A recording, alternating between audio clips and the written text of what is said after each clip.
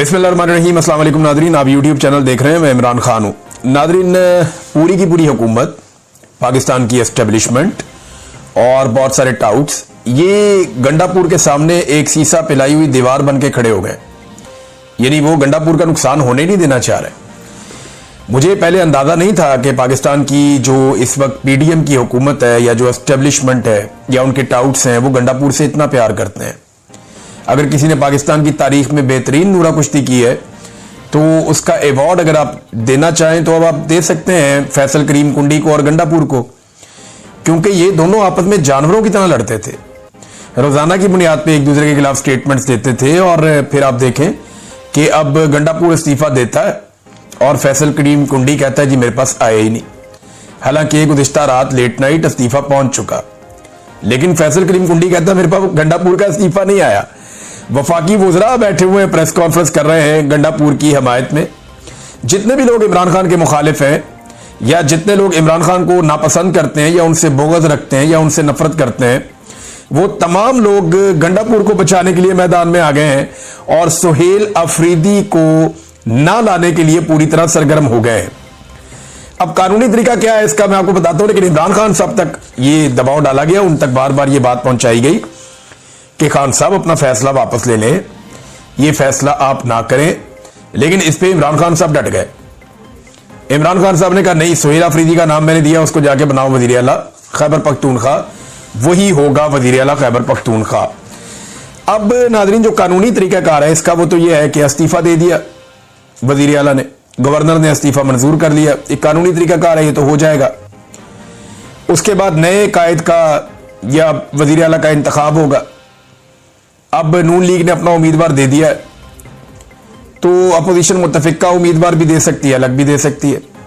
गंडापुर ने एक दौर में कहा था कि 22 एमपीए पूरी तरह से कंप्रोमाइज है और वो कंट्रोल में है एस्टेब्लिशमेंट के, ये गंडापुर ने कहा था। तो अब वो 22 एमपीए का भी इम्तिहान है, क्योंकि इलेक्शन कमीशन ऑफ पाकिस्तान ने फौरी तौर पर एक बड़ी कार्रवाई डाल दी है। उन्होंने सुप्रीम कोर्ट ऑफ पाकिस्तान के एक फैसले को जवाज बनाते हुए पाकिस्तान तहरीक इंसाफ के तमाम एमपीएस को, एमएनएस को आजाद डिक्लेयर कर दिया। यानी अब कोई कहीं भी वोट डाल सकता है, लेकिन जो जहां भी वोट डालेगा वो फिर वहीं पे रहेगा, वापस आने का कोई रास्ता नहीं है। खैबर पख्तूनख्वा में इमरान खान साहब के एमपीए तोड़ लेना कोई खाला जी का वाड़ा नहीं है कि एस्टेब्लिशमेंट जाएगी या सेक्टर कमांडर्स या वहां पे जितने भी एजेंसियों के लोग हैं वो लोग अपना दबाव डालेंगे, बंदे अगवा करेंगे, पकड़ेंगे, मारेंगे, कुटेंगे और कहेंगे जी हमने इतने बंदे तोड़ दिए और अब ये बंदे नून लीग के उम्मीदवार को वोट डालेंगे। ये नहीं होना। इक्का दुक्का हो सकता है, बड़े पैमाने पर ये मुमकिन नहीं है, ये नहीं होना। हालात अब बहुत बदल गए हैं। इन्हें तो 2022 में पंजाब में से टोटल मिला के 20 बंदे मिले थे बड़ी मुश्किल से, पूरे पंजाब में इतनी बड़ी असेंबली में से, और बाद में भी उनमें से 16 बंदे 17 बंदे सीटें हार गए थे। पीएमएलएन की दुर्गत बन गई थी जहां पे ये लोग छोड़कर गए थे। तो इलेक्शन तो जब भी ठीक होगा, ये लोग तो कभी इलेक्शन जीतने का सोच भी नहीं सकेंगे। आप पैसा वैसा देकर वो कोशिश कर भी लें तो 2/3 अक्सरियत के सामने इनकी दाल नहीं गलनी। कानूनी तरीकाकार ये है कि अपोजिशन अपना बंदा लाएगी और जो पार्टी जिसके वजीर आला ने इस्तीफा दिया है, रूलिंग पार्टी, वो अपना बंदा लाएगी और फिर नए वजीर आला का इंतखाब होगा, नया वजीर आला हलफ लेगा। उसके बाद जो नया वजीर आला आएगा वो अपनी काबीना के बंदे चुनेगा और फिर एक नई कैबिनेट नए सिरे से काम शुरू कर देगी। सुहेल अफरीदी इमरान खान का उम्मीदवार है, उसके बारे में कल तक कोई बात ही नहीं करता था। कल तक किसी ने नहीं कहा कि यह दहशतगर्द है या दहशतगर्दों का सहूलतकार है, कल तक किसी ने नहीं कहा। लेकिन अब वो कहानियां आ रही है कि जनाब ये तो दहशतगर्दों का सहूलतकार है, ये तो दहशतगर्द है, इंतहा पसंद आदमी है, और मालूम नहीं कौन कौन से इल्जाम उसके ऊपर लगाए जा रहे हैं। और ये कहा जा रहा है कि ये रियासत का बागी है, बगावत करता है, फौज के बड़ा खिलाफ है, इस किस्म की बातें की जा रही है। ये बातें अब की जा रही हैं जब इमरान खान ने इसको नामजद कर दिया वजीर आला खैबर पख्तूनख्वा के तौर पे। देखिए, इससे पहले ये एमपीए भी था ना, अवामी नुमाइंदा, तब तो किसी ने कोई आवाज नहीं उठाई। बतौर एमपीए काम किया, कोई मसला नहीं हुआ। बतौर मुशीर काम किया, कोई मसला नहीं हुआ।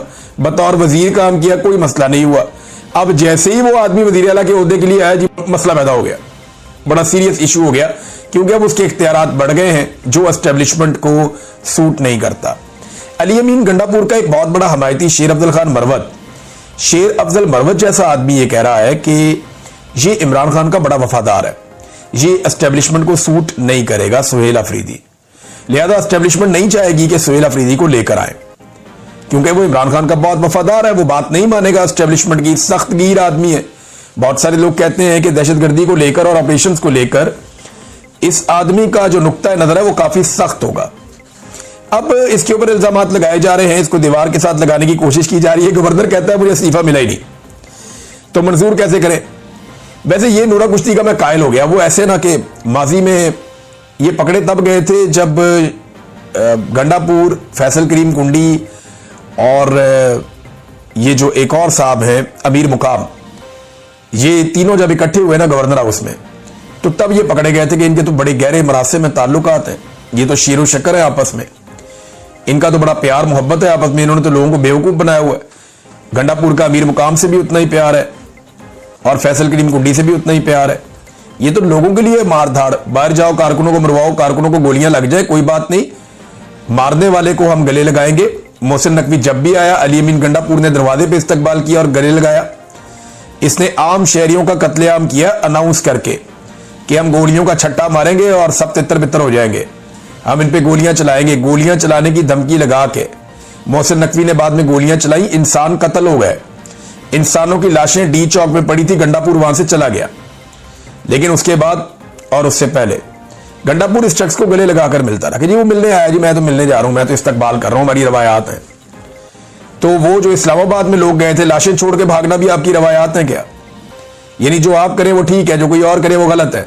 तो जिस तरह के प्रोटोकॉल दिए गए थे मोहसिन नकवी को, वो इंतहाई अजीबोगरीब मनाजिर थे। पाकिस्तान तहरीक इंसाफ के लोगों के उस पर बड़ी दिल आजारियां हुई थी और बड़ी तकलीफ हुई थी। अब गंडापुर साहब वो वाहिद आदमी है जिन्होंने बड़ी कामयाबी के साथ इमरान खान साहब की कैद को, उनके ऊपर बनने वाले मुकदमात को और जो जुल्म उनके ऊपर, उनकी फैमिली के ऊपर हुआ, उसे नॉर्मलाइज किया। यानी गंडापुर साहब ने बदतरीन जुल्म करने वाले मोहसिन नकवी को जफ्फियां डाली है तो सबके सामने है, शहबाज शरीफ के सामने, बाकी लोगों के सामने कैसे वो मीठे बन जाते थे सबके सामने। जैसे वो पूरी कैबिनेट को लेकर खाना खिलाने ले गए कोर कमांडर हाउस में, ये भी कहानी सब जानते हैं। तो अब जो सुहेल अफरीदी है उनके ऊपर जो प्रोपेगेंडा किया जा रहा है, वफाकी वुज़रा अली अमीन गंडापुर के हक में सामने आ गए और सुहेल अफरीदी के खिलाफ वो लोग ये कह रहे हैं कि जनाब इमरान खान, मुराद सईद और सुहेल अफरीदी ये लोग दहशतगर्दों के सहूलतकार हैं और ये सहूलतकारी करते हैं। मगर कुछ हकायक हैं जो आपको याद रखने पड़ेंगे। 2022 में जब मिलिट्री एस्टेब्लिशमेंट ने यह फैसला किया कि दहशतगर्दी को पाकिस्तान में लाया जाएगा, तो उस वक्त सबसे बड़ा मुखालिफ बनके जो सामने आया वो मुराद सईद था, जिसने पाकिस्तान में नए सिरे से एहतजाज शुरू किया। सबसे पहले उसने आवाज उठाई, उसने शोर मचा दिया था कि पाकिस्तान की मिलिट्री एस्टेब्लिशमेंट अफगानिस्तान के बॉर्डर को नरम कर रही है दहशतगर्दों के लिए और बाई डिजाइन दहशतगर्दों को पाकिस्तान में दाखिल किया जा रहा है और उनके ठिकाने पाकिस्तान में बनाए जा रहे हैं। आने वाले वक्त में पाकिस्तान में दहशतगर्दी बढ़ जाएगी, खैबर पख्तूनख्वा में पाकिस्तान तहरीक इंसाफ की हुकूमत डैमेज होगी, बहुत नुकसान होगा, हमारे लोग मुसीबत में पड़ जाएंगे। ये बात